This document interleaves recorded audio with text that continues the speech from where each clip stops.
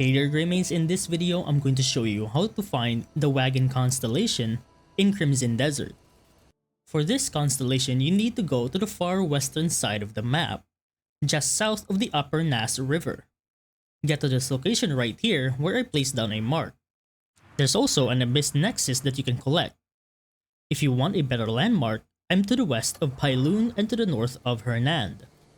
At the location, you'll see several pillars gathering in a circle. Stand in the middle, with the center pillar slightly to your right, and make sure you're facing toward a tower or spire in the distance. Activate your helmet and then look up. Adjust yourself slightly until you reach this shape right here, and then aim for the star on the top left.